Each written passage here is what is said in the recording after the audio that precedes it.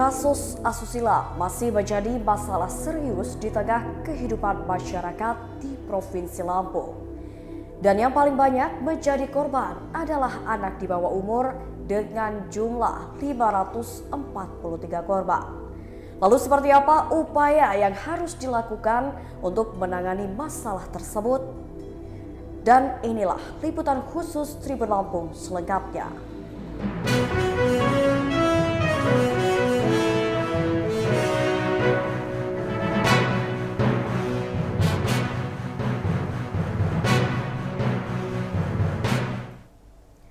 Merujuk pada data Dinas Pemberdayaan Perempuan dan Perlindungan Anak Provinsi Lampung, sepanjang Januari hingga November 2022, tercatat ada sebanyak 499 kasus asusila dengan 560 korban. Sementara pada tahun 2021 tercatat ada sebanyak 681 kasus dengan 753 korban. Meski menurun dari tahun sebelumnya, namun tindak kekerasan asusila tersebut terbilang masih tinggi dengan mencapai angka ratusan. Dalam data tersebut, yang paling banyak menjadi korban adalah anak di bawah umur dengan jumlah 543 korban. Sementara untuk korban usia dewasa sebanyak 310 korban. Banyaknya kasus asusila tersebut didominasi tindak asusila terhadap anak oleh pihak keluarga. Berdasarkan tempat kejadian, yang paling banyak terjadi kasus adalah di lingkungan rumah tangga. Tempat kejadian rumah tangga tercatat 447 kasus, tempat kerja 9 kasus, lainnya 100 kasus. Sekolah 39 kasus, fasilitas umum 82 kasus, dan lembaga pendidikan privat 4 kasus.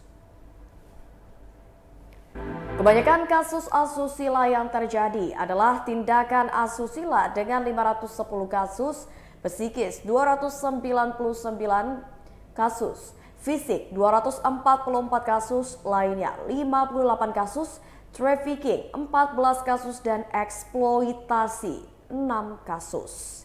Data 4 tahun terakhir juga menunjukkan kasus kekerasan asusila yang masih terbilang tinggi.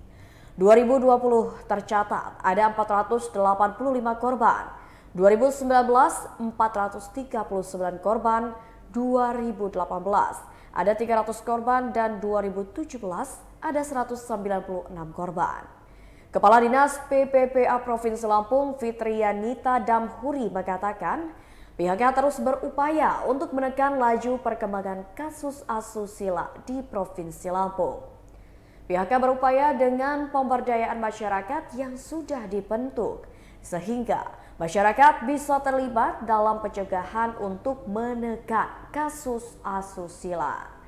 Lebih lanjut, ia mengungkapkan pihaknya juga melakukan koordinasi lintas sektoral untuk penanganan kasus tersebut, di mana seluruh lembaga-lembaga pendidikan baik swasta maupun negeri mulai dari tingkat PAUD hingga perguruan tinggi. Menurutnya pihaknya juga berkoordinasi dengan dinas organisasi perangkat daerah terkait untuk melakukan pendekatan dari sekolah untuk membuat sekolah ramah anak. Kemudian juga memberikan pembelajaran pola pengasuhan keluarga. Sehingga menurut Fitriana Damhuri nantinya anak yang akan mengerti ada bagian tubuh yang tidak boleh disentuh. Jadi bagaimana mengajarkan anak bagaimana dari kecil untuk bisa protektif terhadap dirinya. Juga dari sisi remajanya sendiri, bagaimana remaja bisa bertindak sebagai pelopor dan pelapor. Fitriyanita tak membantah jika saat ini tren kasus asusila di lingkungan keluarga masih tinggi. Oleh karena itu, pihaknya melakukan pencegahan sejak dini. Sementara untuk penanganan kasus yang sudah terjadi, pihaknya melalui UPTD terkait dan aparat kepolisian sudah melakukan penanganan untuk tindakan hukum dan memberikan efek jera. Sementara untuk korban sendiri, menurutnya pelayanan psikologi yang disediakan masih sangat membantu, di mana korban yang mengalami trauma secara psikis bisa pulih secara mental. sehingga untuk pelayanan pendampingan sendiri akan terus dilakukan.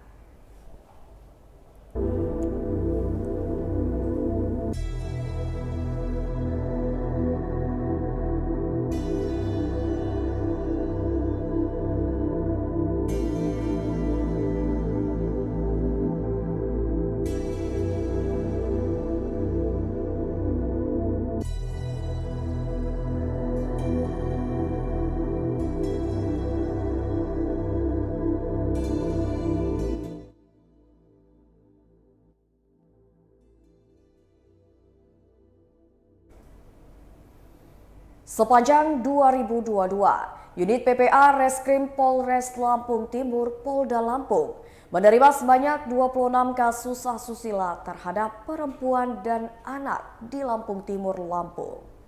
Dari 26 kasus tersebut, sebagian besar telah berhasil diungkap dan masih ada beberapa kasus yang masih dalam tahap pengembangan.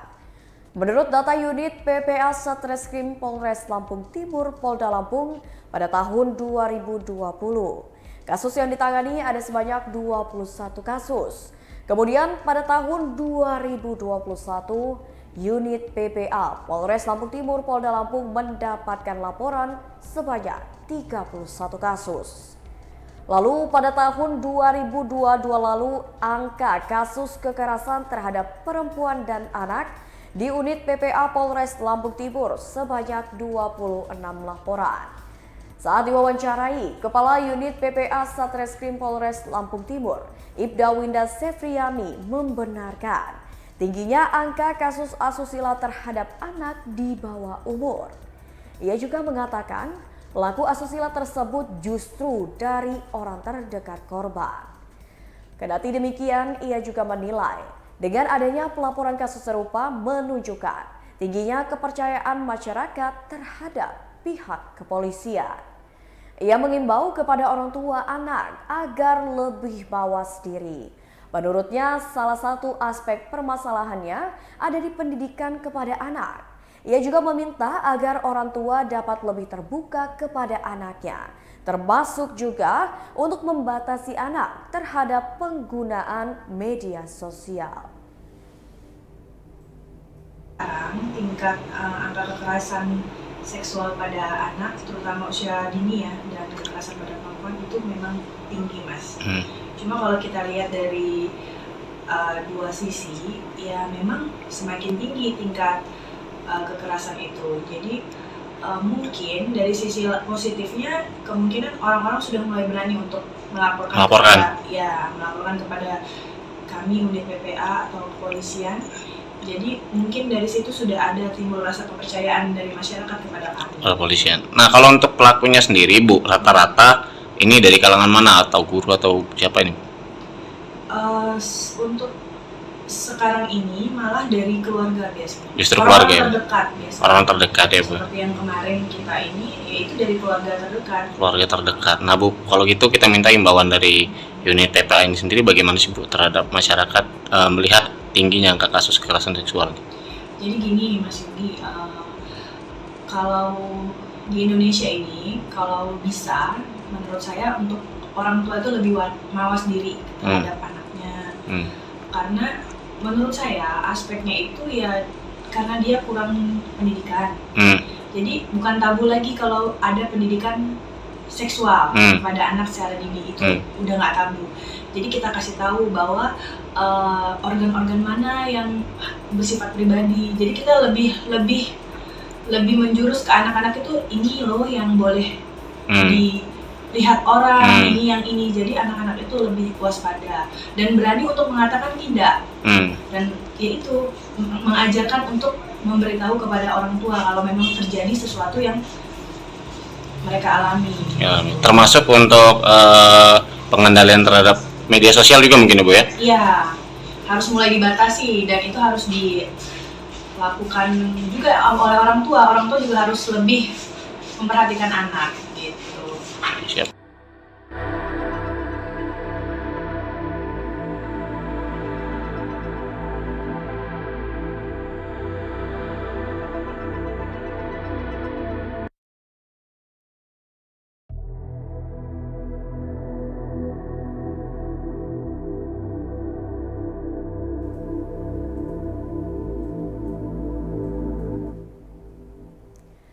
Direktur Eksekutif Lembaga Advokasi Perempuan Damar Lampung, Ana Yunita, melihat penyebab tindakan asusila akan terus terjadi selama masyarakat melihat perempuan sebagai objek tindak asusila.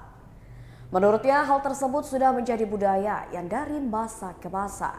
Contohnya, catcalling dan normalisasi lelucon dan tindakan yang menyudutkan seksualitas perempuan yang sering terjadi. Sementara terkait dengan banyaknya kasus di lingkungan keluarga yang menjadi pelaku, yakni akibat relasi kuasa. Keluarga merasa memiliki penguasaan terhadap korban. Jadi ia melihat dari faktor relasi kuasa antara pelaku dan korban. Ia menjelaskan sejak awal tahun 2023 saja, publik banyak dihadapkan dengan kasus tindakan asusila, baik dilakukan oleh ayah kandung, ayah tiri, di sekolah dan pesantren. Di satu sisi, menurut Ana, ada tren positif keterbukaan masyarakat, namun di sisi lain, kasus tindakan asusila semakin tinggi. Ia mengatakan sisi positifnya, masyarakat sudah mulai terbuka dan memiliki kesadaran untuk melaporkan kasus tindakan asusila yang dialaminya. Sebab itu bukan lagi aib, namun tindakan pidana. Kendati demikian, pemerintah bersama lembaga-lembaga masyarakat harus ikut serta dalam penanganan dan pencegahan. Selain pemidanaan pada pelaku, yang tak kalah penting adalah proses layanan berpusat pada korban. Memastikan akses layanan pemulihan kepada korban, keluarga korban sebagai dampak tindakan asusila. Lebih lanjut, ia menuturkan traumatik akibat tindakan asusila ini akan dirasakan korban sepanjang hidupnya. Oleh karena itu, ia berharap penanganan terhadap korban harus benar-benar diperhatikan. Kalau mengacu mandat Undang-Undang Nomor 12 Tahun 2022 tentang TPKS, itu sudah sangat jelas hak-hak korban yang harus dipenuhi, baik perlindungan dan pemulihan. Pemulihan yang dimaksud adalah fisik, psikologis, ekonomi, sosial budaya, dan ganti rugi. Sementara Kepala UPTD PPA Provinsi Lampung Amsir mengatakan, korban tindakan asusila bisa mendapatkan berbagai dampak. Trauma psikologis dapat terjadi pasca kejadian dan menimbulkan dampak pada aspek psikologis, sosial, dan fisik. Pada aspek psikologis, umumnya yang terjadi adalah menyendiri, mimpi buruk, dan menyalahkan diri sendiri. Aspek fisik seperti pola makan, pola tidur, dan keluhan pada organ fisik. Aspek sosial seperti prestasi menurun, penyalahgunaan obat, dan kemungkinan menjadi pelaku di kemudian hari. Namun demikian, dalam proses penanganan dan pendampingan, korban tindakan asusila harus diberikan kepastian hukum. Sebab kepastian hukum tersebut yang sangat dibutuhkan oleh korban tindakan asusila karena masih dirinya teraniaya dalam tindak pidana tindakan asusila. Selain itu, korban tindakan asusila juga harus diberikan konseling untuk mengurai pikiran dan perasaan negatif yang keliru namun menetap dalam diri korban. Dinas Pemberdayaan Perempuan dan Perlindungan Anak Lampung Tengah sebut kedekatan emosional paling berpengaruh dalam kasus asusila pada anak.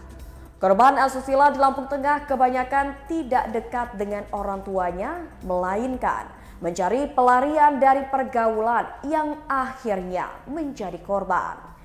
Kepala UPTD PPPA Lampung Tengah Yusrizal Indrajaya mengatakan, dalam menangani korban tindak asusila, khususnya anak, pihaknya berfokus untuk melakukan pendekatan secara emosional. Pelaksanaannya dengan memberikan layanan psikologis gratis kepada korban dan berkelanjutan hingga kembali normal. Juga penampingan perkara hukum dan layanan penasihat hukum secara gratis bagi pihak korban asusila. Secara perlahan, korban diarahkan untuk bangkit dan lupa dengan kecemasannya. Sebab rata-rata korban asusila akan menutup diri untuk siapapun, bahkan dengan orang tuanya sendiri. Maka pihaknya akan menyiapkan psikolog untuk menjalin kedekatan dengan korban.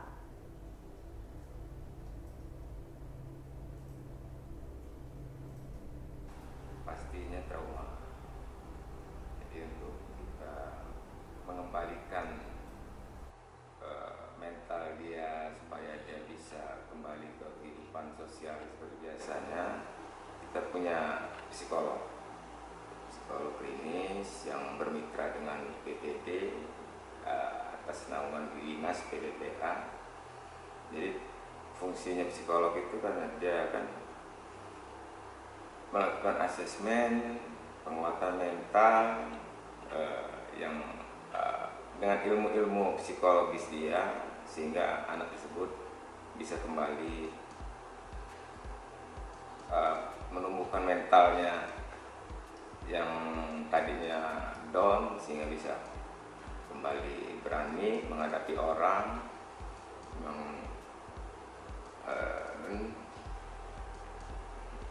kita kasih baik seperti ujangan ataupun kepada keluarganya untuk selalu berkomunikasi, mengajak korban tersebut berkomunikasi. Jadi jangan ketika dia kembali ke rumah, bukan dia ke rumah dulu tuh baru dia sosialkan ke masyarakat. Berawal dari rumah, orang tua itu bertanggung jawab untuk mengajak anaknya itu saling terbuka gitu. Jadi peran orang tua itu sangat penting. Kami di UPTD ini hanya bisa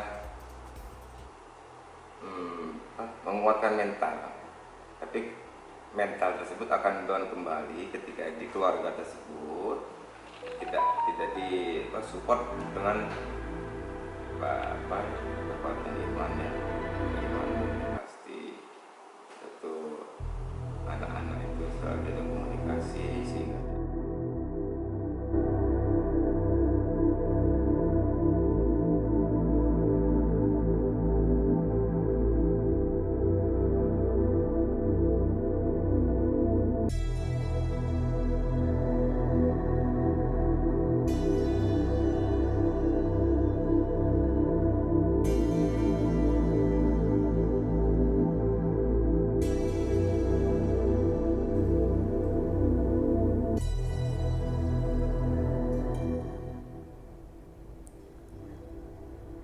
Untuk mencegah tindakan asusila kembali terjadi, tentunya dibutuhkan kerjasama semua pihak, termasuk orang tua.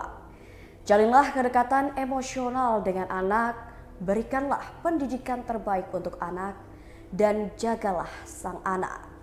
Saya Mutiara mohon pamit undur diri dan sampai jumpa di liputan khusus Tribun Lampung berikutnya.